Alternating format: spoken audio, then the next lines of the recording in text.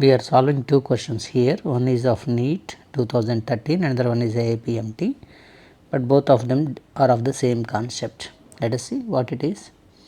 A wire of resistance 4 ohms is stretched double to its original length.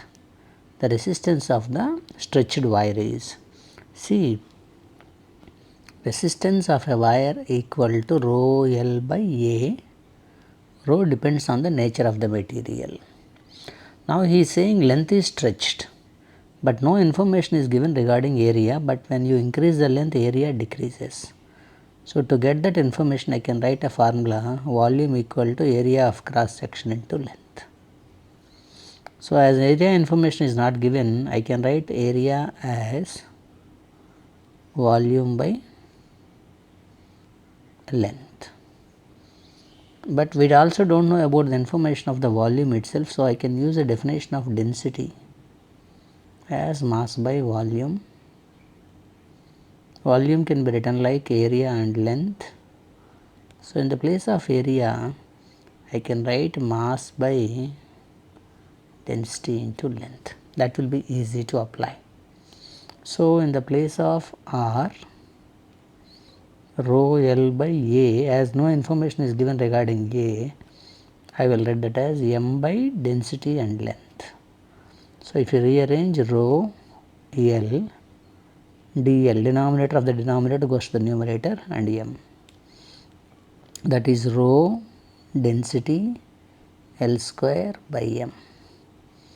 But for a given wire, when it is stretched, its specific resistance remains constant, density remains constant, mass remains constant. That implies R is directly proportional to L square. So I can solve it now in terms of L square as what? R1 by R2 equal to L1 by L2 whole square. R1 is 4, R2 you are asked to find out, L1 is L, L2 is 2L, because he said stretch it twice to its original length whole square. So 4 by R2 equal to L and L will cancel, 1 by 2 whole square is 1 by 4. That implies R2 equal to 4 and 4, 16 ohms is the answer for the problem. So it is a very simple problem to solve. Even the other problem is also of the same model. See this. A wire of certain material stretched slowly by 10%. Its new resistance and specific resistance is. First thing that you need to know is specific resistance. From where you get that? Resistance is directly proportional to length, inversely proportional to area. To eliminate the proportionality, we have to put a constant. That constant is called specific resistance rho. That specific resistance depends on nature of the material, but not on dimensions. So even when you stretch, specific resistance remains the same. So what happens to specific resistance? Second part of the question, same is only the possible answer, right? So these two are the possible answers. Specific resistance becomes 1.1 is wrong, obviously. So who is the other part of the problem, we have to find out.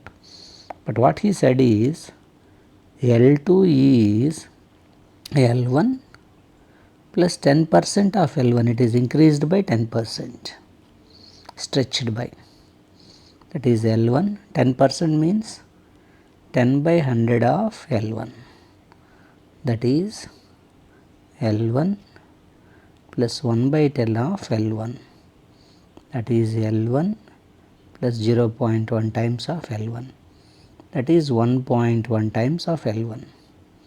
So after stretching, second length is 1.1 times of L1. What will be its new resistance is? I am not going to derive the formula once again, I have just now derived.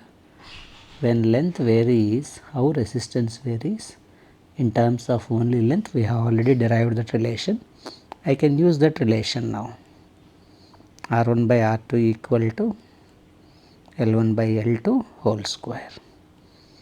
R1 by R2 equal to L is L, but L2 is 1.1 times of L whole square. 1 by 1.1 whole square is 1.21. That implies R2 is 1.2 times of R1. So, resistance becomes 1.21. It is not going to remain same. So, this is also wrong. This is the right answer.